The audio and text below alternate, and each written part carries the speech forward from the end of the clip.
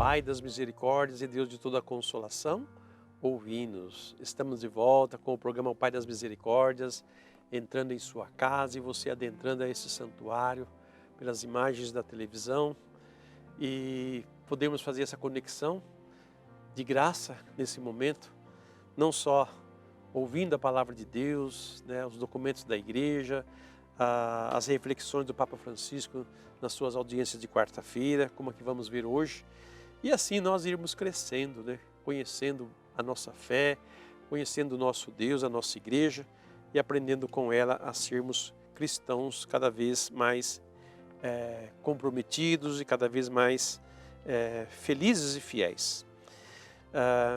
O Papa Francisco tem trabalhado sobre o Espírito Santo e a esposa. Eu acredito no Espírito Santo, o Espírito Santo na fé da igreja.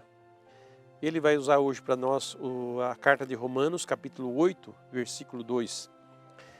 A lei do Espírito de vida me libertou em Jesus Cristo da lei do pecado e da morte. Fecha aspas. Continua o Papa. Superando este obstáculo, hoje podemos valorizar a prerrogativa mais importante para nós, proclamado no artigo do Credo, ou seja, que o Espírito Santo é vivificante, isto é, dá a vida. Perguntemo-nos, que vida dá o Espírito Santo? No início da criação, o sopro de Deus dá a Adão a vida natural. De uma estátua de barro, faz dele um ser vivo. Agora, na nova criação, é o Espírito Santo que dá aos crentes a vida nova. A vida de Cristo, a vida sobrenatural de filhos de Deus.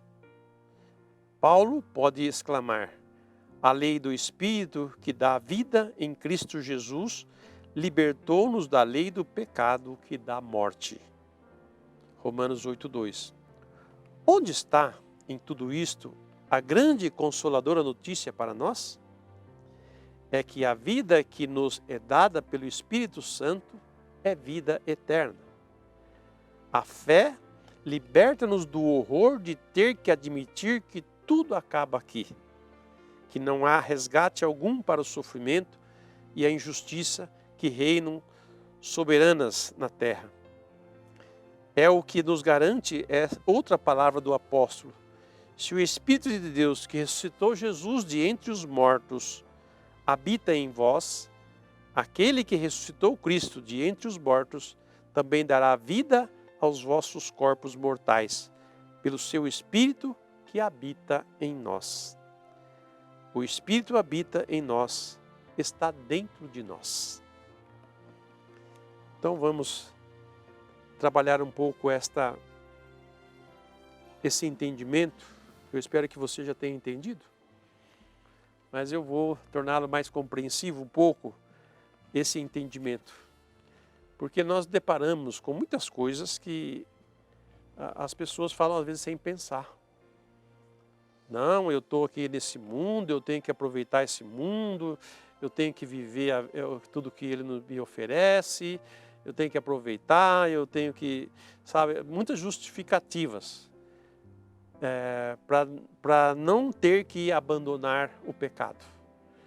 Mas acontece isso com quem é pecador, sabe da graça de Deus, mas não quer abandonar a vida de pecado para viver na graça de Deus, então arruma uma desculpa para dizer, não, mas Deus nos criou depois desse mundo e a gente tem que aproveitar esse mundo, porque depois não vamos ter nada para a gente, né? A vida acaba com a morte, né? Aí cruza todas essas informações e essas falácias, né, do mundo em nossa cabeça, e nós vamos criando a nossa verdade, né? O nosso credo.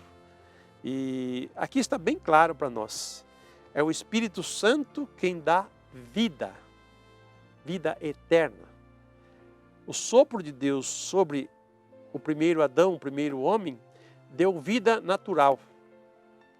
Mas o sopro de Cristo, o derramamento do Espírito sobre o novo Adão, o novo homem que Cristo redimiu, esse é o Espírito Santo, o Espírito da verdade, o Espírito que vivifica. Não é um Espírito só que vive. Quer dizer, ele vivifica, quer dizer, ele dá vida para sempre. É vida eterna, não se acaba. É um espírito vivificante. A pessoa permanece viva para sempre. Por isso que nós vamos ouvir: quem foi ungido pelo Espírito Santo e aceitou Jesus como seu Salvador é uma nova criatura. Quer dizer, ela não vive mais presa ao pecado, ela não vive mais condicionada ao pecado, ela não vive mais, sabe, condicionada às coisas, ela não se apega às coisas, ela é uma pessoa livre, que sabe usar do momento presente com liberdade. E não como uma segurança, né, como uma dependência das coisas naturais, mas uma liberdade. É para a liberdade que Cristo nos libertou, e não para a escravidão. Se eu digo que eu peço o Espírito Santo, ou que eu estou cheio do Espírito Santo, mas vivo preso nas coisas, vivo apegado às coisas, vivo apegado a pessoas, vivo apegado a ideias, vivo apegado a pecado, então ainda não sou um homem novo. Eu não sou cheio do Espírito Santo. Eu ainda estou a caminho dele. Então é preciso nós entendermos isso e tomarmos atitude na nossa vida.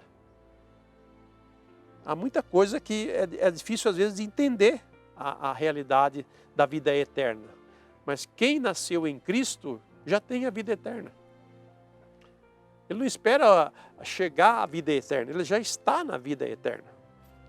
O homem ou a mulher cheia do Espírito Santo já vive a eternidade. Ela está ainda aqui nessa tenda de argila que um dia vai se desfazer. Mas a vida dela não vai acabar.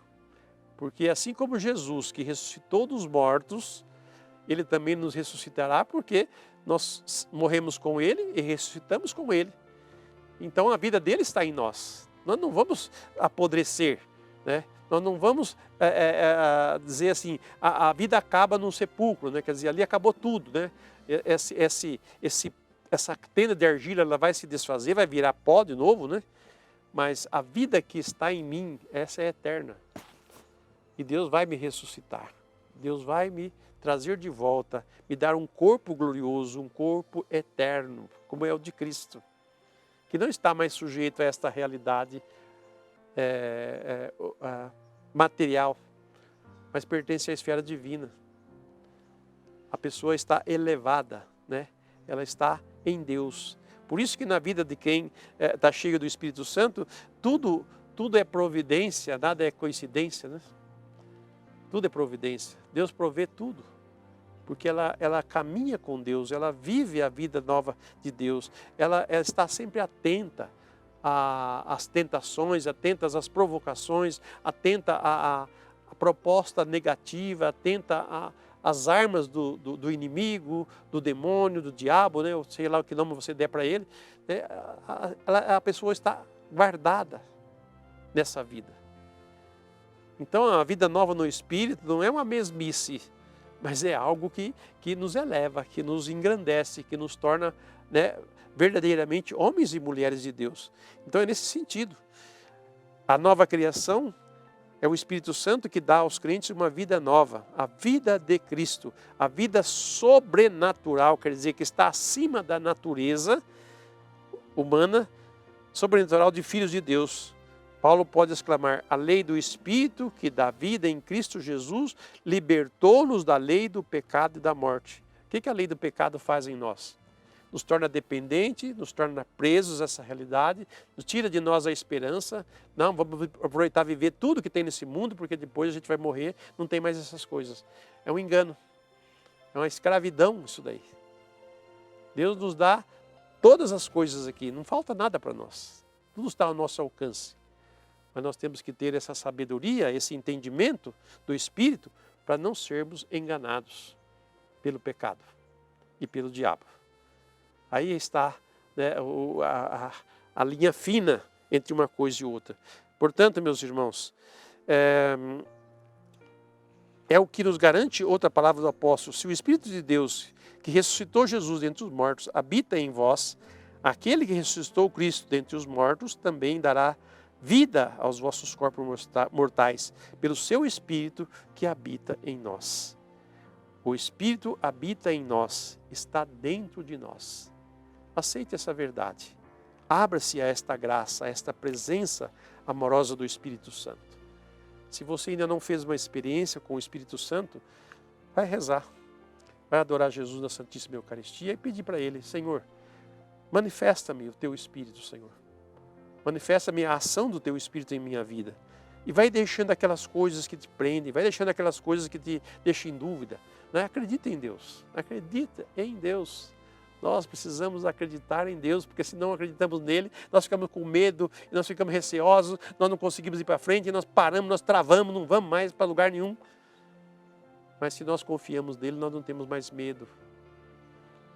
Medo nenhum, nada, nem ninguém nos separará desse amor que ele tem para conosco. Por isso, vamos nos lançar na fé. E vamos rezar ao Pai das Misericórdias, pedindo a Ele esta graça. De nós sermos completamente cheios do Espírito Santo, de fortalecer a nossa fé, a nossa confiança em Deus. Se Ele falou, Ele é fiel e cumpre o que diz. A palavra de Deus, ela é irrevogável. Ele não muda a sua palavra. Ele não muda a sua promessa. Se Ele promete, se Ele nos dá, se Ele nos oferece, acredite, tome posse, porque é verdade. Vamos rezar ao Pai das Misericórdias. Pai das Misericórdias e de toda consolação, ouvi a súplica confiante que vos apresentamos neste momento. Acolhei este povo que vem, cheio de fé e esperança ao vosso santuário. Consolai os aflitos, socorrei os necessitados, enxugai as lágrimas aqui derramadas, amparai os fracos e recebei em vossos braços paternos estes filhos pródigos que voltam para vós. Dai-nos a graça de sermos instrumentos da vossa misericórdia na vida dos nossos irmãos, para que assim o vosso nome seja amado em nossa família e em nossa nação. Tudo isso vos pedimos por vosso Filho Jesus Cristo, que convosco vive e reina na unidade do Espírito Santo. Amém. Pai das misericórdias e Deus de toda consolação, ouvi-nos. Desça sobre você, sobre sua casa, sua família, seus amigos e parentes, a bênção do Deus misericordioso, Pai, Filho e Espírito Santo. Amém.